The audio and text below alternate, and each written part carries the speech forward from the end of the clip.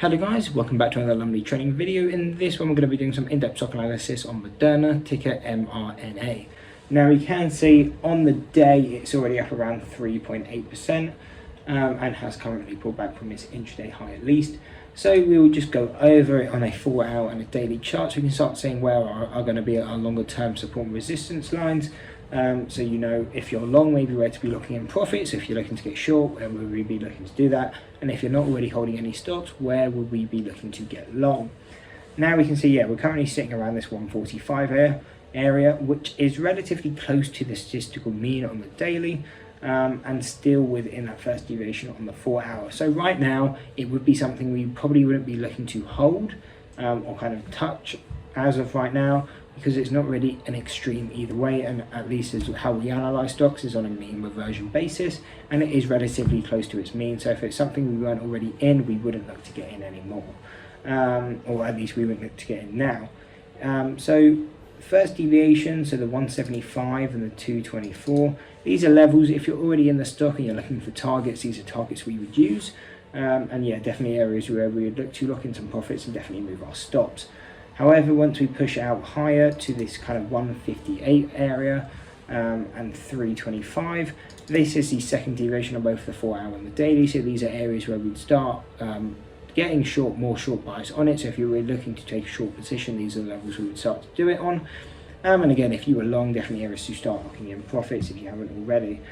Now going further than that, we got a 342 and the $425 levels.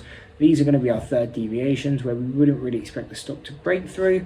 So if we were looking short, again, these would be our solid levels to be looking to get short bias. And if you were long, this is where we'd look to completely get out of the trade, because we don't expect stocks to break through their third deviation. Now to the downside, if Moderna ends up falling, what do we want to see happen with it, or where do we expect that to happen?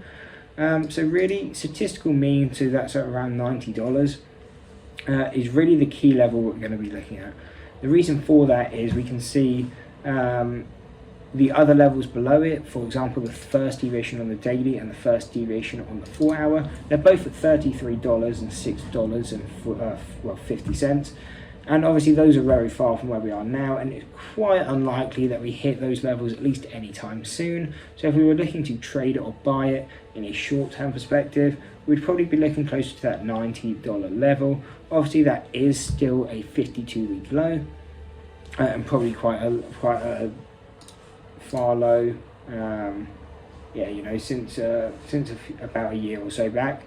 So coming into this level, that is really the area we would look to kind of call a long bias level, just because the others are so far off that probably not likely to happen. Really that 90.50, if you were looking to get long, that's probably where we'd call it.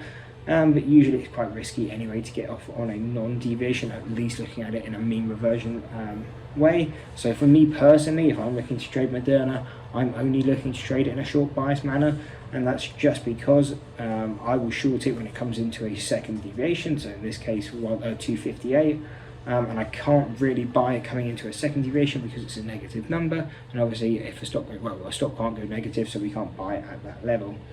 But anyway, that is the breakdown on Moderna. These are going to be the key levels, whether you're long bias or short bias. So I hope you enjoyed the breakdown on it. If you did, don't forget to drop a like and subscribe. Hope to see you in the next one, and that's it. Peace. And maybe I'm crazy.